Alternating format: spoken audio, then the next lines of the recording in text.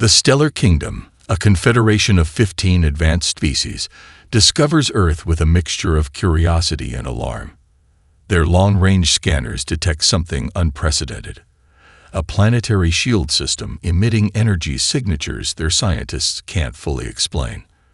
Arch Commander Zelvax, his serpentine features hardening in the glow of holographic displays, convinces the High Council that humans represent an emerging threat. They must be contained before they reach the stars, he insists, slamming a clawed hand on the ancient council table. Meanwhile on Earth, Dr. Jessica Miller jolts awake at 3 a.m. as alarms blare throughout the Adaptive Shield Initiative headquarters. The system she's devoted her life to perfecting has detected approaching vessels moving at impossible speeds.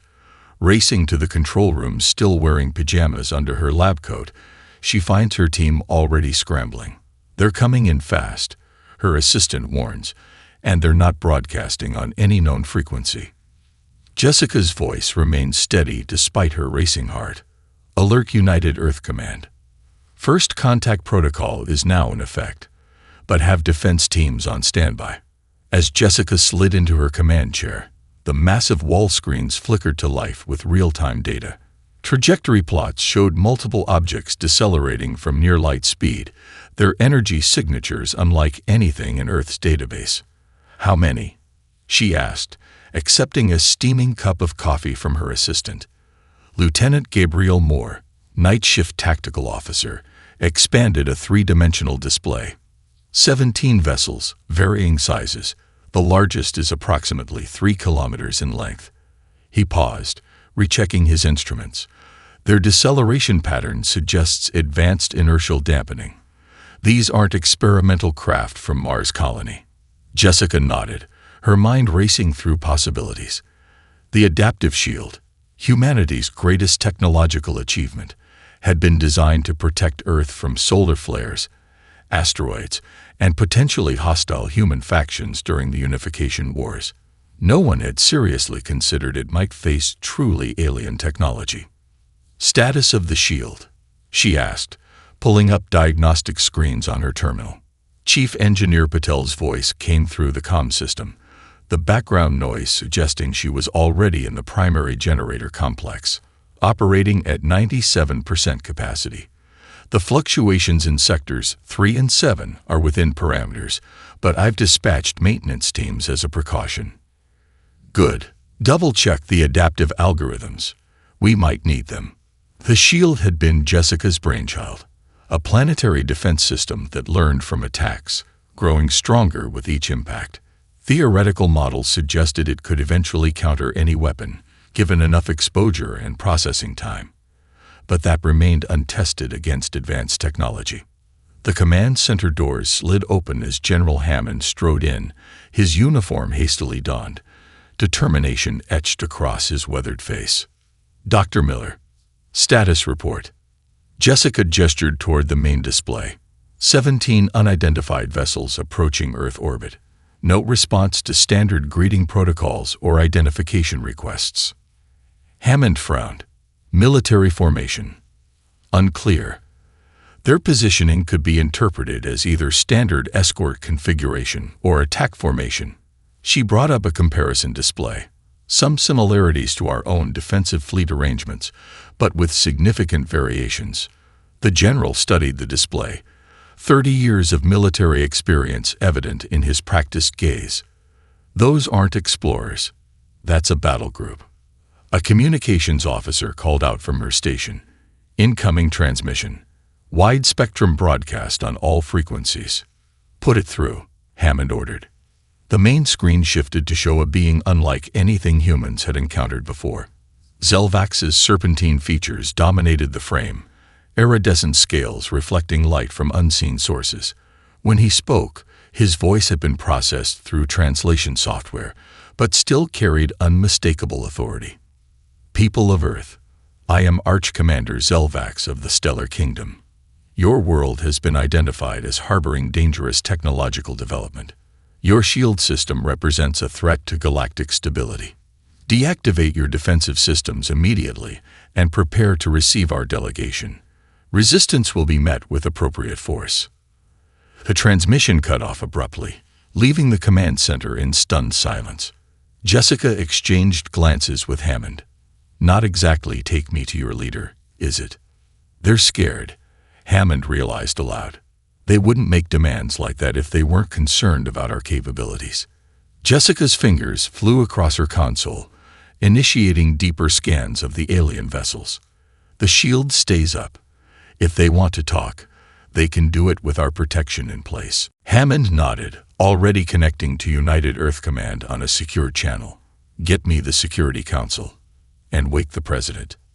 Outside, dawn was breaking over the mountains surrounding the facility, golden light spilling across a world blissfully unaware that first contact had arrived. Not with peaceful explorers, but with conquerors who feared what humanity might become. Admiral Korak stands proudly on the command deck of the kingdom's warship Inevitable Conquest, mandibles clicking in anticipation. Fire the resonance beam, he orders, certain this display will terrify the primitives into submission. The energy weapon, capable of cracking small moons, lances toward Earth's atmosphere. The command center at ASI falls silent as everyone watches the view screen. The beam strikes Earth's shield, which illuminates in cascading patterns of electric blue and violet. Dr. Jessica Miller holds her breath, watching her creation's first real test.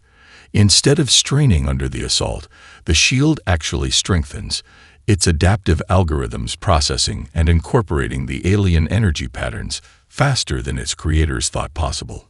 My God, whispers General Hammond, watching beside her. It's learning from them. On the Inevitable Conquest, Admiral Korax's exoskeleton pales to ashen gray as his weapons officer reports the impossible. Sir, the beam had zero effect. Their shields are actually 12% stronger now. Korax crushes the report tablet in his claw. Impossible. Ready the fleet. I will not be humiliated by primitives who've barely left their atmosphere. The resonance beam cut through space like a surgeon's scalpel, its energy signature leaving a visible distortion in the vacuum. Earth's orbital satellites detected the weapon's approach seconds before impact, triggering automatic alert systems worldwide. Inside the ASI command center, warning klaxons blared as the beam approached. Impact in 5 seconds, Lieutenant Moore announced, his voice tight. All personnel brace for possible shield failure. Jessica gripped the edges of her console, but kept her eyes fixed on the main display. Years of theoretical work, simulations, and incremental testing had led to this moment. The shield's first encounter with an offensive weapon far beyond human capability. The beam struck. For a terrifying moment, the shield's energy signature fluctuated wildly, readings spiking across all monitoring stations. Then something unexpected happened. The shield's adaptive matrix began processing the attack's energy pattern, analyzing its frequency, composition, and delivery method in real time. Look at the absorption rates, Jessica said, pointing to a secondary display. The algorithms are rewriting themselves. Chief Engineer Patel's voice came through the comms, a note of wonder breaking through her professional demeanor. The quantum processors are operating at 300% capacity without overheating. The shield isn't just holding, it's evolving. On the Inevitable Conquest's command deck, the atmosphere shifted from confident anticipation to confused disbelief. Admiral Korax, his chidnous exoskeleton gleaming under the ship's illumination, loomed over his weapons officer. Explain, he demanded, multifaceted eyes narrowing to dangerous slits. The weapons officer, a member of the aquatic Marusian species, tapped desperately at his console with webbed fingers. The resonance beam made full contact with their shield barrier. Exalted Admiral. Energy dispersion patterns suggest complete absorption rather than deflection. Impossible. The resonance beam can fracture planetary crusts. No shield technology in the kingdom can fully absorb it without strain. Nevertheless, the science officer interjected, her crystalline form shifting nervously. Their shield integrity remains intact. Our sensors detect no weakening. In fact, quite the opposite. Tactical displays confirmed the impossible data. Earth's shield now exhibited resistance patterns, specifically calibrated against resonance technology. Somehow, the primitive humans had developed a defense system that learned from attacks. Could our intelligence have been flawed? Ventured the Marusian cautiously. Perhaps their technological development is more advanced than. Admiral Korax slammed his primary claw against the command table, cracking its reinforced surface. Unacceptable. Humanity has barely achieved rudimentary interplanetary travel. Their defensive capabilities cannot exceed our own. He turned to his second-in-command. Prepare the fleet for coordinated bombardment. Target multiple shield nodes simultaneously. Back on Earth, analysts were still processing the implications of what they'd witnessed. The shield's behavior had exceeded all theoretical projections. The adaptation rate is unprecedented, Jessica explained to the hastily assembled Defense Council, their faces grim on the emergency conference channel. The shield didn't just withstand their weapon, it incorporated aspects of the attack into its own matrix. In plain English, Doctor, the President prompted. It's like a vaccine, Jessica explained. The shield was exposed to a small dose of their weapon technology and developed immunity. Any future attacks using similar energy signatures will be even less effective. General Hammond leaned forward. And different weapons. The shield will need exposure to each new attack type, but its learning algorithms now have a baseline understanding of their technology. Adaptation should happen faster with each new weapon. The Secretary of Defense frowned. So we should let them shoot at us. Within reason, Jessica acknowledged. Each attack makes us stronger, provided the initial hit doesn't overwhelm the shield's capacity. Outside the conference room, ASI's tracking systems detected new movement among the alien fleet. Multiple ships were repositioning, weapon systems coming online across the formation. They're not retreating, Lieutenant Moore reported grimly. Looks like they're planning something bigger. Jessica watched the tactical display, calculations running through her mind. They don't understand what they're dealing with yet, she said quietly. Let's hope they figure it out before this escalates further.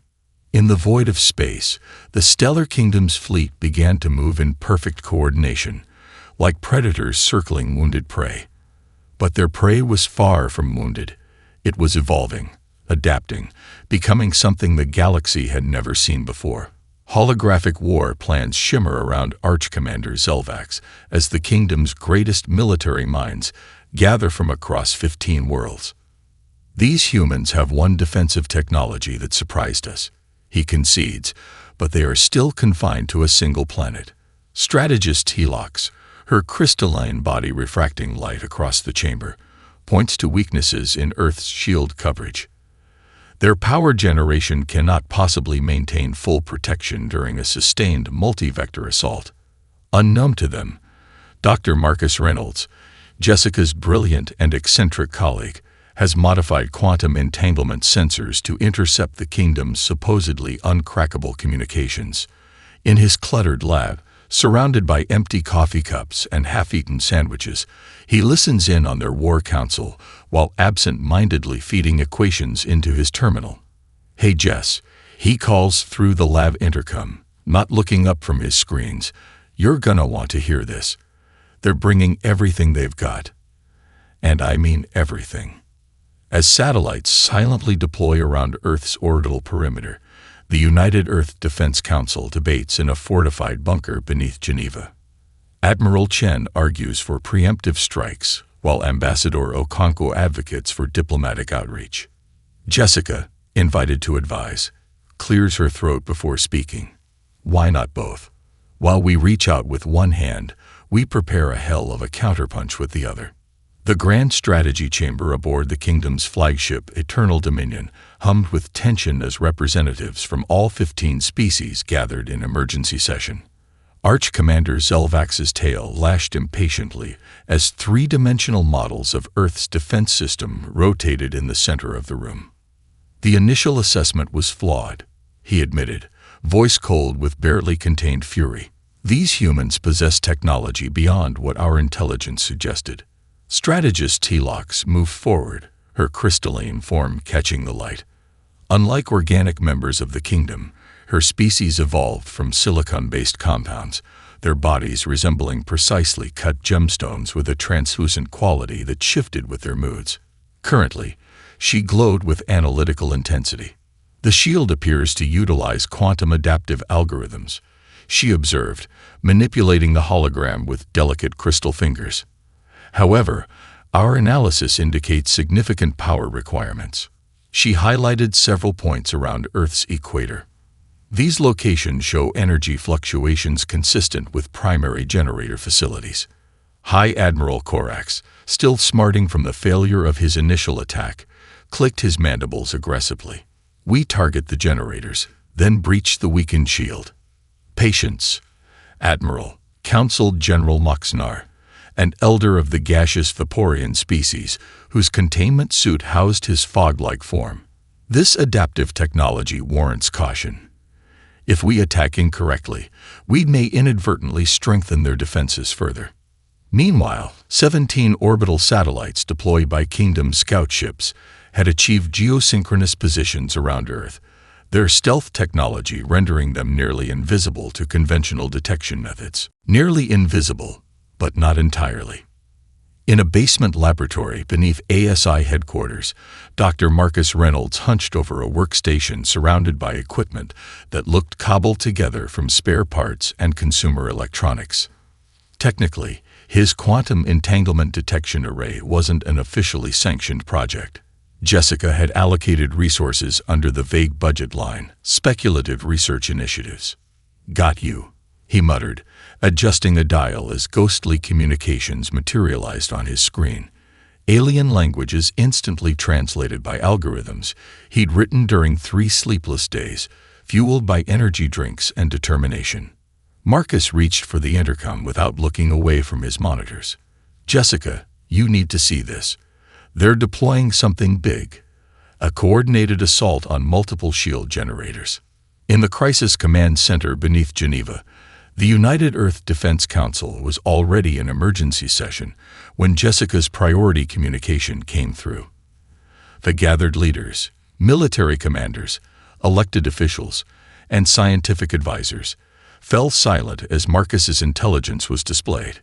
"They're targeting our primary generator facilities," Jessica explained, highlighting the projected attack vectors. "If they knock out enough generators simultaneously, the shield's coverage will develop gaps." Admiral Chen, his uniform immaculate despite being awakened at 2 a.m., leaned forward. "We should strike first. Deploy the lunar defense platforms and take out their command ships before they can coordinate." Ambassador Okonkwo shook her head. "We've made no diplomatic overtures. First contact protocols demand we attempt communication before escalation." "They fired on us," Chen countered. "Protocol is moot." "One warning shot," Okonkwo insisted. "Testing our defenses isn't the same as full-scale war." The debate continued until Jessica stood, drawing all eyes. "Both approaches have merit," she said, her voice steady despite her exhaustion. "I suggest we pursue parallel tracks.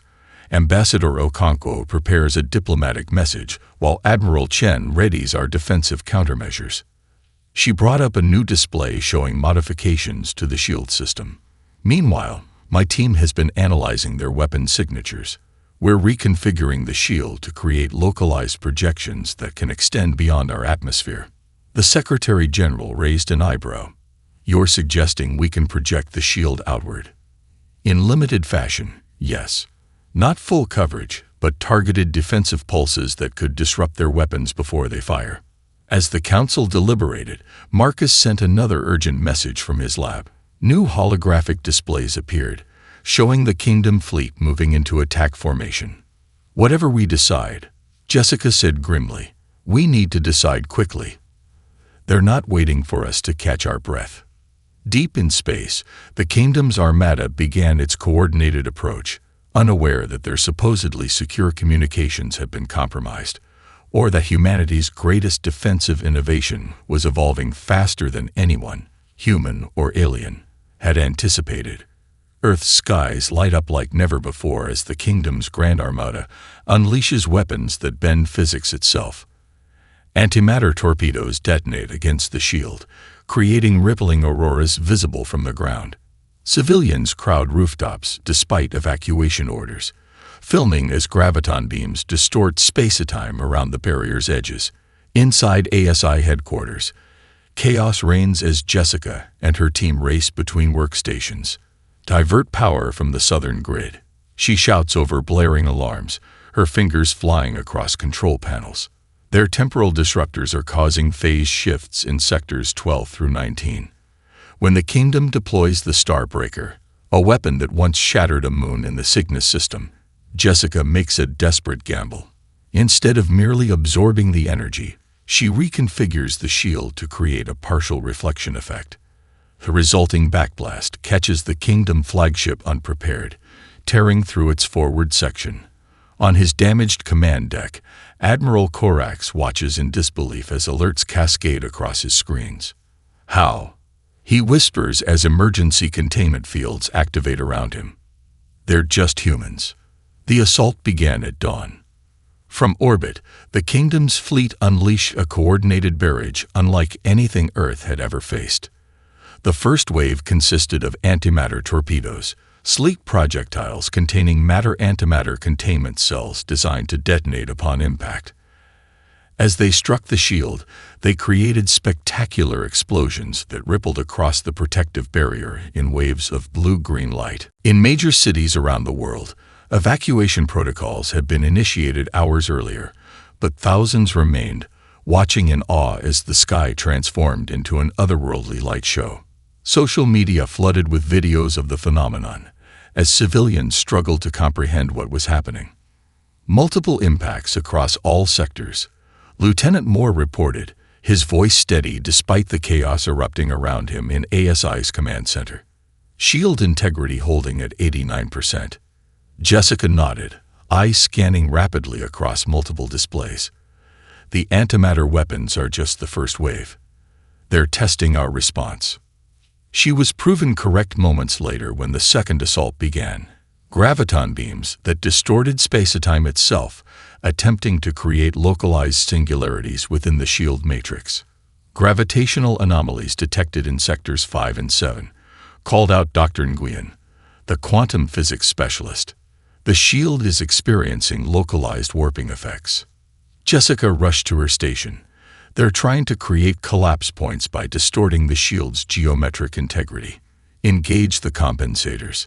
Throughout the shield network, backup systems activated, reinforcing areas under gravitational stress.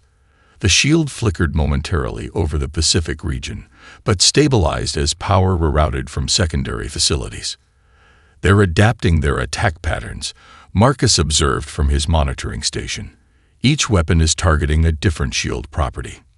The next wave confirmed his assessment as temporal disruptors, devices that created microsecond fluctuations in the flow of time, targeted the shield's eastern hemisphere coverage. Phase shifts detected in sectors 12 through 19, Jessica announced, already moving to the main control console. Divert power from the southern grid. We need to stabilize the temporal matrix before the fluctuations compound. Engineers worked frantically, rerouting power and recalibrating shield harmonics as each new weapon revealed itself. Despite the unprecedented assault, the adaptive nature of the shield continued to surprise even its creators, developing countermeasures to each alien technology as it was exposed. In orbit, Admiral Korax observed the ongoing battle with growing frustration. None of the kingdom's standard weaponry had created more than temporary disruptions in Earth's defenses. "Deploy the Starbreaker," he ordered, mandibles clicking with anticipation. "Let us see how their shield responds to a weapon that can shatter planets." The Starbreaker was the pride of the kingdom's arsenal, a massive energy cannon that concentrated the power of an artificial star into a single devastating beam. It had been used only twice in recorded history, once to end the Pyrian rebellion by destroying a moon housing rebel bases, and once in weapons testing that left an asteroid field where a small planet had once orbited. As the massive weapon powered up, sensors across Earth detected the unprecedented energy buildup. "Energy spike detected," Marcus called out, his voice tight with alarm. "It's off the charts. I've never seen anything like it." Jessica analyzed the readings, mind racing through possibilities. The shield would attempt to absorb the incoming energy as it had with previous attacks, but the sheer magnitude suggested catastrophic failure if it tried to contain it all. "We need to redirect, not just absorb," she said suddenly, fingers flying across her console. "Modulate the shield harmonics to create a partial reflection matrix." "That's never been tested," Chief Engineer Patel protested over the comms. "No choice. Do it now." The Starbreaker fired, its beam cutting through space toward Earth like a lance of pure destruction. When it struck the shield, the barrier glowed white-hot at the impact point, but instead of merely absorbing the energy, it bent like a mirror, redirecting a significant portion back toward its source. The reflected beam caught the Kingdom flagship completely unprepared. Their defensive screens, calibrated to protect against conventional weapons, offered minimal resistance against their own reflected technology. The beam tore through the forward section of Corax's vessel, vaporizing weapons arrays and command systems. On his damaged bridge, Admiral Corax staggered as emergency containment fields activated around him. Warning signals blared from every console as damage reports flooded in. Half his bridge crew lay dead or injured, and through the viewports, he could see several support vessels similarly damaged by the unexpected backblast. "How?" he whispered, his exoskeleton darkening with shock. "They're just humans. Time to show them we're not just good at defense," announces General Hammond as Earth launches its counterstrike. Using data collected during the assault, Marcus has identified vulnerabilities in the Kingdom's ship architecture. The newly commissioned Earth Defense Fleet, only 12 ships strong, but incorporating elements of reverse-engineered alien tech, emerges from hidden lunar bases. Captain Sophia Reyes, leading the flagship Defiance, executes a maneuver the Kingdom's tactical systems cannot track, jumping her vessel directly behind an alien cruiser. "Deploy the pulse," she orders, her calm voice belying the sweat beading on her forehead. The electromagnetic weapon fires, cascading through the alien ship systems and leaving it dead in space without harming its crew. As boarding teams secure captured vessels, they discover something unexpected. Not all aliens aboard support the attack. Lieutenant James Chen interrogates a captured officer from the species known as Luminary, who reveals the Kingdom's fracturing political situation. Many warned against this war, the alien explains, compound eyes blinking rapidly. Zelvax pushed for invasion against significant opposition. The High Council fears your kind's potential. Humans achieve in decades what took other species centuries. In the aftermath of the Starbreaker's catastrophic backfire, a momentary lull fell across the battlefield. The Kingdom fleet, disorganized by damage to their flagship and the unexpected reflection of their most powerful weapon, pulled back to regroup. For the first time since the conflict began, Earth had breathing room. General Hammond didn't waste it. "All units, this is Hammond. Operation Counterpunch is now active. I repeat, Counterpunch is active." Across secure channels, acknowledgments came in from commanders worldwide. For months, military leaders had prepared contingency plans for extraterrestrial contact, including hostile scenarios. Now those plans shifted from theoretical to operational. In the ASI Command Center, Jessica watched satellite feeds as military installations worldwide activated. "They're regrouping, but they'll be back," she told Hammond. "The shield held this time, but we can't count on reflection working twice. They'll adapt." Hammond nodded grimly. "Then we strike while they're off balance." "Dr. Reynolds, what do we have?" Marcus pulled up tactical displays showing detailed scans of the Kingdom vessels. During the attack, we collected terabytes of data on their ship architecture. Every weapon they fired gave us more information about their technology. He highlighted specific areas on the alien vessels. Their propulsion systems are particularly vulnerable to electromagnetic disruption. and their command networks rely on quantum communication relays located here, here, and here. Can we target those specifically? Hammond asked. Better than that, Jessica interjected. We can disable them without destroying the ships. The Lunar Defense Fleet is standing by, Hammond confirmed. They've spent the last 12 hours integrating the data you provided. Few outside the highest levels of government knew about the Earth Defense Fleet, 12 vessels constructed in secret lunar facilities, originally designed as planetary defense against asteroids and other natural threats, but easily adapted for military purposes. Though small by the kingdom's standards, these ships incorporated cutting-edge human technology, now enhanced by insights gleaned from alien weapons. Captain Sophia Rice stood on the bridge of the EDF Defiance, Earth's first true combat spacecraft. At 32, she'd been selected for her exceptional record as a tactical pilot and her ability to make split-second decisions under pressure.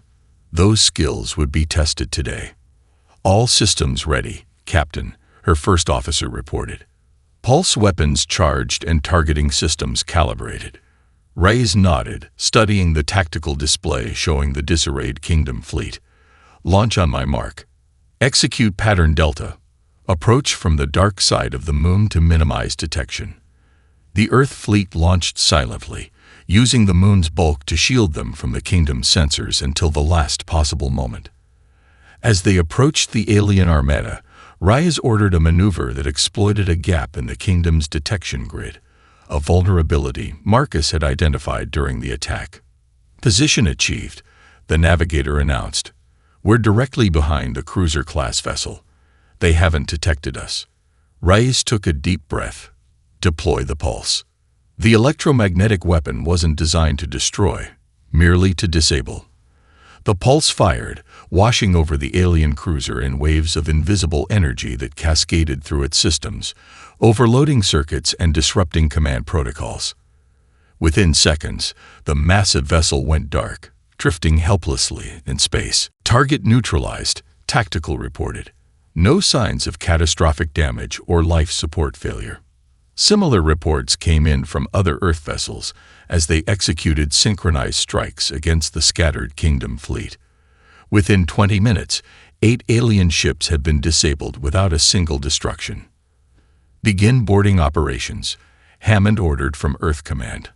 I want prisoners and intel. Lieutenant James Chen led one of the first boarding teams onto the disabled cruiser. Dressed in full tactical gear, translation devices integrated into their helmets, the team moved cautiously through alien corridors. Life signs ahead, his sergeant reported quietly. They found the bridge crew still at their stations, some unconscious from the pulse's effects, others disoriented but alert. Among them was a tall, luminescent being, clearly not the same species as the reptilian Zelvax. I am Lieutenant Chen of Earth Defense Forces, James announced, his translator converting his words into the Kingdom's common language. Your vessel has been disabled. We mean no harm to cooperative personnel. The luminescent alien stepped forward. I am Third Officer Keelan of the Luminary Delegation. We surrender ourselves to your custody. Its compound eyes blinked rapidly, and what the translation software suggested was a sign of agitation, or possibly relief. Later, in a makeshift interrogation room aboard the Defiance, Keelan revealed something unexpected. Not all Kingdom species supported this attack, the Luminary explained. Many of us warned the High Council against hasty action. The Luminary, the Vaporians, and 3 other member species formally protested the invasion order. Why attack us at all? James asked. Keelan's bioluminescent skin pulsed softly. Fear. Your adaptive shield technology represents a developmental leap that took other species centuries to approach. Arch-Commander Zelvax convinced enough council members that humanity would become unstoppable if allowed to continue developing at your current rate. James leaned forward. And what do you believe? The alien's light dimmed slightly. I believe Zelvax has made a terrible mistake. You were not a threat until we made you one. While battles rage in Earth's orbit, Ambassador Thelanar of the Luminary species makes a dangerous move, sending encrypted communications directly to Earth. Not all kingdom species desire your destruction, her message explains. Many of us have studied your culture and see potential allies, not threats. United Nations Secretary-General Maya Okonkwo, working from a mobile command center as Geneva lies partially evacuated, sees an opportunity. We need to drive that wedge deeper, she tells her advisors. In the ASI labs, Jessica and Marcus make a breakthrough that could change everything. If we modulate the shield frequency to match luminary communication patterns, Jessica explains, excitement making her hands shake as she adjusts equipment, we can broadcast directly to their civilian networks, bypassing military channels entirely. Earth begins transmission of a carefully crafted message. Images of human achievement alongside offers of technological exchange, interspersed with footage of Earth ships disabling rather than destroying kingdom vessels. On distant worlds, civilians gather around display screens, watching humans demonstrate restraint even while under attack. In the kingdom's capital, protests erupt as multiple species demand an end to the unnecessary war against potential allies. News of the failed assault and subsequent capture of kingdom vessels spread quickly through the sprawling interstellar government's communication networks. On Luminara Prime, homeworld of the light-based luminary species, Ambassador Thelanar called an emergency session of her world's Enlightenment Council. The military campaign against Earth has failed spectacularly, she announced to the assembled luminescent beings, her form pulsing with intense colors that convey both urgency and determination. Arch-Commander Zelvax's predictions proved not merely inaccurate, but catastrophically wrong. The Council Chamber, a crystalline dome designed to amplify and refract the luminary's communication light patterns, filled with agitated flickers, their equivalent of concerned murmurs. What do you propose, Ambassador? Asked Elder Shilvar, his ancient form barely visible in the dim light he now produced after centuries of life. A dangerous but necessary step, Thelanar replied. Direct communication with the humans, bypassing kingdom military protocols. The suggestion sent shockwaves through the chamber. Such action could be considered treason under kingdom law if not properly sanctioned. Yet after brief deliberation, the council approved her plan unanimously. Hours later, a tightly encrypted quantum transmission reached Earth's communications array. United Nations Secretary-General Maya Okonkwo received the message in her mobile command center outside evacuated Geneva. Not all kingdom species desire your destruction. The message stated simply, many of us have studied your culture and see potential allies, not threats. The Luminary, Vaporeans, and 3 other member species formally protested this invasion, but were overruled by the military faction. We seek dialogue, not conflict. Okonkwo's decades of diplomatic experience told her this was a critical moment. Authenticate this immediately, she ordered her communications team. And get me everything we have on the luminary species from our captives. When confirmation came that the message appeared genuine, she gathered her crisis advisors. This is the opening we need, she told them, her normally calm demeanor energized with purpose. The kingdom isn't a monolith. It's a coalition with internal divisions we can exploit. They started this war, her defense minister pointed out. Why trust any of them now? Because they're offering us something invaluable, Okonkwo replied. Context, and potentially, allies from within. At ASI headquarters, Jessica and Marcus were already pursuing a parallel approach based on data gathered from the captured kingdom vessels. Their civilian communication networks operate on completely different protocols than their military channels, Marcus explained, gesturing to complex waveform displays. More importantly, they're designed for maximum transparency between member species. If we could access those networks. Jessica studied the patterns, recognition dawning on her face. We could speak directly to their people, bypassing their military leadership entirely. She began rapidly adjusting equipment settings, If we modulate our shield frequency to match luminary communication patterns, we could use the entire shield as a broadcast antenna. The coverage would be unprecedented. For the next 12 hours, the team worked feverishly to reconfigure the planetary shield into what would effectively become the most powerful transmitter humanity had ever created. Meanwhile, Okonkwo assembled a diverse team of diplomats, psychologists, and cultural experts to craft Earth's message.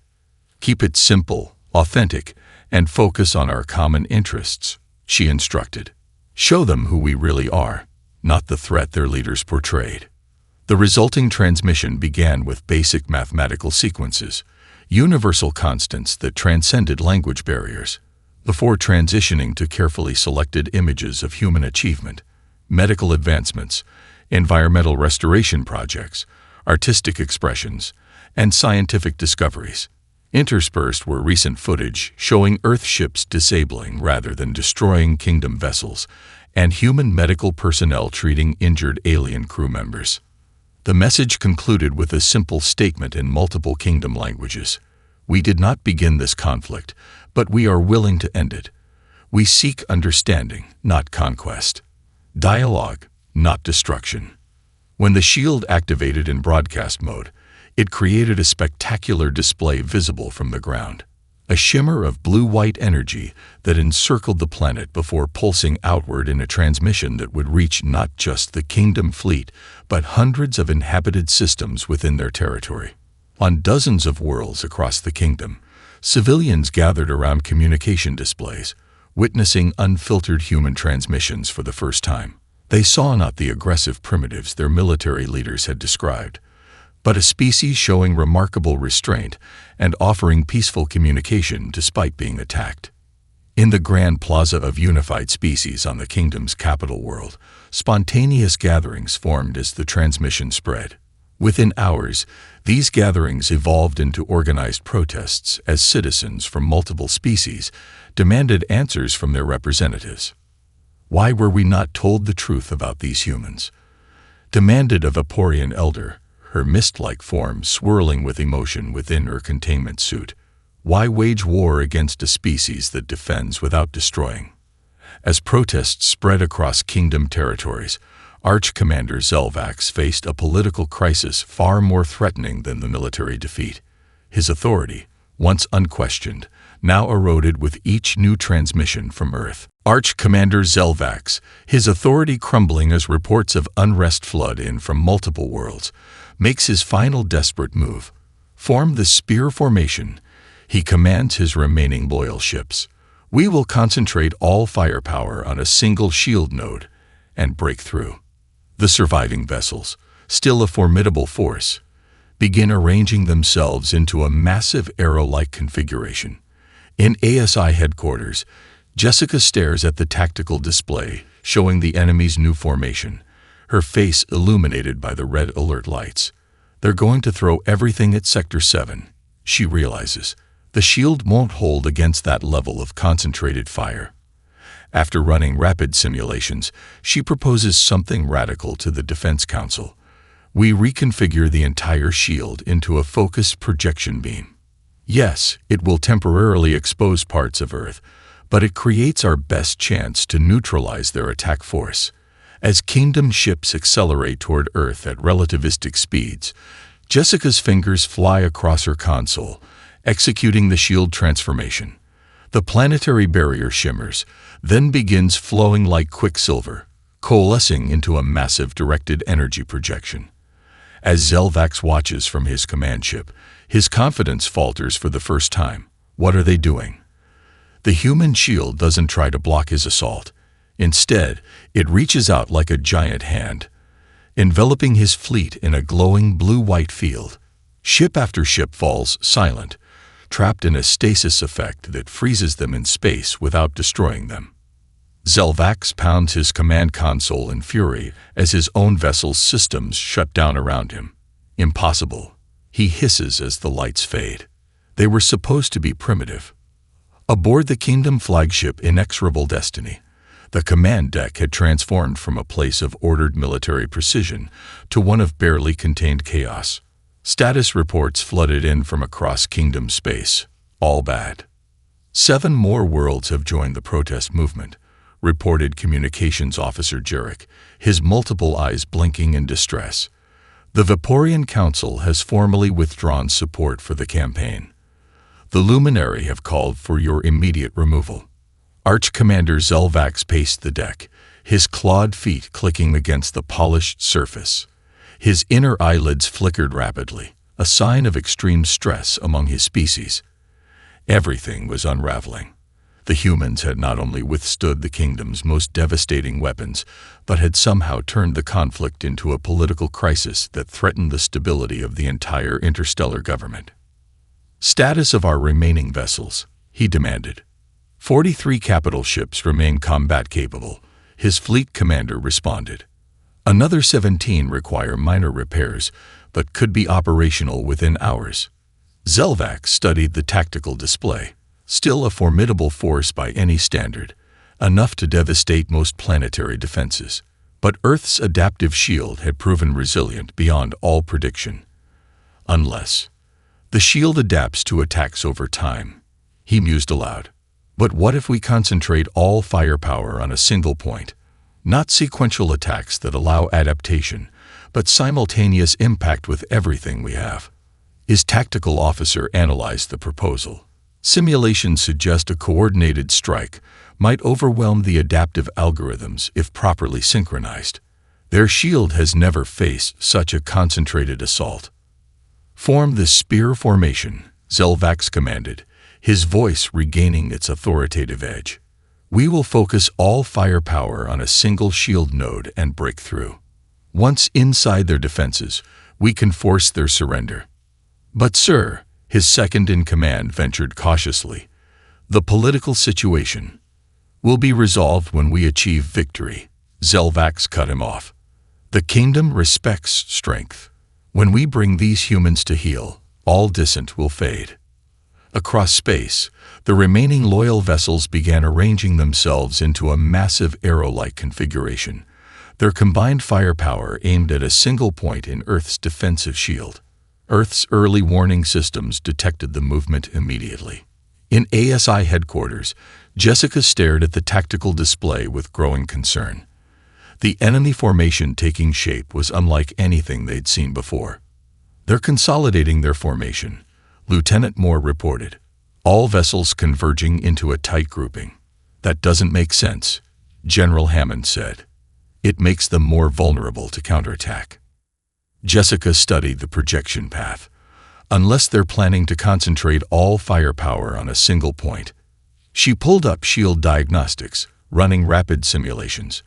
They're targeting Sector 7, our weakest node after the last attack. The simulations completed, displaying a cascade of failure scenarios. Jessica's expression grew grave. The shield won't hold against that level of concentrated fire. It needs time to adapt to each new weapon signature. If they hit us with everything simultaneously. Marcus leaned over her shoulder, studying the data. What about shifting power from other sectors? Not enough. Jessica shook her head. We'd just weaken the entire shield for no gain. For several moments, she stared at the display, mind racing through possibilities. Then her expression changed. Unless we don't try to block them at all. What? Hammond turned to her sharply. We reconfigure the entire shield into a focused projection beam, she explained, already typing commands to run new simulations. Yes, it will temporarily expose parts of Earth, but it creates our best chance to neutralize their attack force before they can fire. The simulation results appeared on screen, showing a narrow success probability of 63%. It's our best option, Jessica insisted. We turn our defense into offense. After a tense emergency session with the Defense Council, Jessica received authorization to proceed. As Kingdom ships accelerated toward Earth, teams of engineers worldwide executed the shield transformation protocols. The planetary barrier shimmered visibly from the ground, its energy flowing like quicksilver across the atmosphere. Rather than maintaining its spherical protective formation, it began coalescing into a massive directed energy projection aimed directly at the approaching Kingdom fleet. On his command ship, Zelvax watched the unprecedented transformation with growing unease. "What are they doing?" he demanded. "Tactical analysis." "Unknown, Commander," his science officer admitted. "Their shield configuration is changing in ways our models cannot predict." As the Kingdom fleet reached attack position, the human shield didn't attempt to strengthen against the impending assault. Instead, it reached out like a giant hand, a concentrated beam of blue-white energy extending from Earth directly toward the spear formation. One by one, Kingdom ships fell silent as the energy field enveloped them, not destroying them, but trapping them in a stasis effect that froze their systems in place, leaving them suspended helplessly in space. The effect reached Zelvax's flagship last. He pounded his command console in fury as warning lights flashed across the bridge and systems began shutting down around him. "Emergency power," he roared. "Evasive maneuvers." But it was too late. The lights dimmed, engines fell silent, and even life support shifted to minimal emergency reserves. "Impossible," he hissed as darkness enveloped the command deck. They were supposed to be primitive. Ambassador Thelanar stands before the newly formed Galactic Concord, her luminescent form glowing with conviction. "The war against Earth has ended not with destruction but with transformation," she announces to representatives from hundreds of worlds. "Humanity has proven itself not just capable of defending itself, but worthy of a place among the stars." In the chamber's honored guests section, Jessica and Marcus watch in amazement as the political landscape of the galaxy reshapes itself around human innovation. Their adaptive shield, originally created to protect one world, becomes the foundation for a new defensive doctrine throughout known space: protection without aggression, strength through adaptation rather than domination. The captured Zelvax, stripped of rank and authority, watches bitterly as humans are welcomed into the galactic community he sought to protect from them. "You still don't understand what you've done," he tells Jessica when she visits his containment facility. "We invaded because we feared your potential." "I was right to fear it," Jessica simply smiles. "The difference is we don't see potential as something to fear." 6 months later, the first human diplomatic vessel, fittingly named Adaptive Spirit, departs for a tour of allied worlds, its hull gleaming with the same blue-white energy as the shield that saved Earth. Captain Rice stands on the bridge, watching her homeworld recede in the view screen. "Setting course for the luminary homeworld," her navigator announces. "Ready to make history, Captain." Rice nods, thinking of how quickly humanity has gone from fighting for survival to exploring the stars. "We already have, Lieutenant. Now we're just writing the next chapter." 3 weeks after what historians would later call the Stasis Victory, representatives from across the galaxy gathered in the Grand Assembly Hall on the neutral world of Harmonious Junction. The emergency session of the Interstellar Coalition, hastily convened after the collapse of the Kingdom's governing structure, marked the dawn of a new era in galactic politics. Ambassador Thelanar stood at the center of the vast chamber, her luminescent form pulsing with vibrant colors that conveyed both solemnity and hope to those species who could perceive such subtle communication. Around her, delegates from over 300 worlds watched in fascination, many experiencing their first direct contact with the luminary, who had previously been just one voice among the Kingdom's ruling species. "The conflict with Earth has ended not with destruction but with transformation," she announced, her translator converting her light patterns into dozens of languages simultaneously. "The humans demonstrated something unprecedented in our collective memory: the ability to defeat a superior military force without resorting to unnecessary bloodshed." Holographic displays activated throughout the chamber, showing footage from the conflict. Earth's shield absorbing devastating attacks, human vessels disabling rather than destroying Kingdom ships, and finally, the remarkable stasis field that had neutralized the invasion force without casualties. The Stellar Kingdom's aggressive approach has failed both militarily and morally, Filinar continued. In its place, we propose a new alliance, the Galactic Concord, founded on principles of mutual respect, technological exchange, and defensive rather than offensive capabilities. In the Chamber's Honored Guests section, Dr. Jessica Miller watched in amazement alongside Marcus and Secretary General Okonkwo. Just months ago, they had been fighting for humanity's survival. Now they were witnessing the birth of a new galactic order shaped partly by human innovation. Did you ever imagine this when you designed the shield? Marcus whispered. Jessica shook her head slightly. I just wanted to protect Earth from solar flares and asteroids. The adaptive algorithms were just an elegant solution to a power management problem.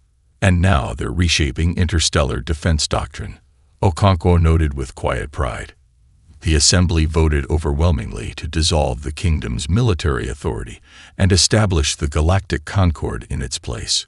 Earth was formally invited to join as a founding member, despite being the single-planet civilization, an unprecedented honor that recognized humanity's unique contribution to galactic security philosophy.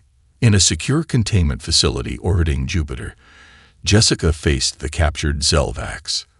The former arch-commander, stripped of rank and authority, regarded her with cold reptilian eyes. You still don't understand what you've done, he said, voice low and bitter. We invaded because we feared your potential. I was right to fear it. Jessica studied him thoughtfully. The difference is we don't see potential as something to fear. Innovation doesn't have to threaten. It can protect.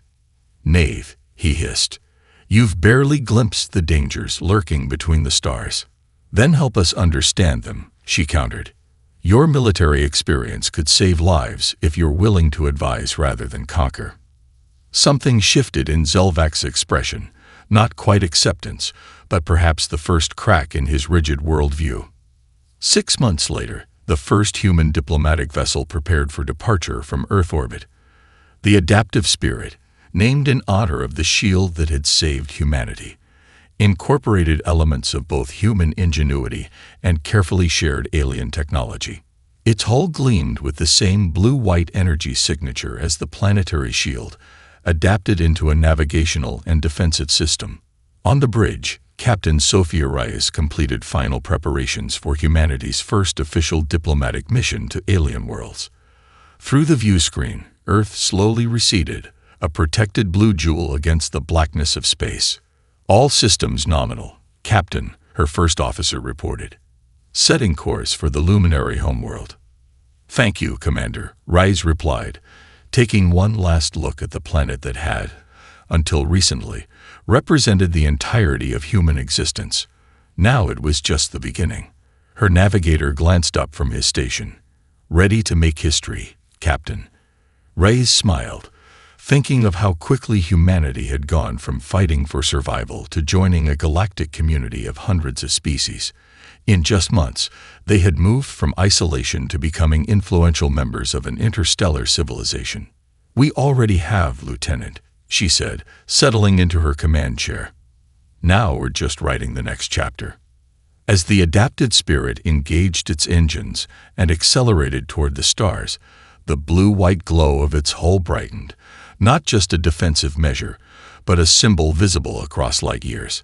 Humanity had arrived on the galactic stage, not as conquerors or victims, but as innovators who had transformed defense into diplomacy and fear into hope.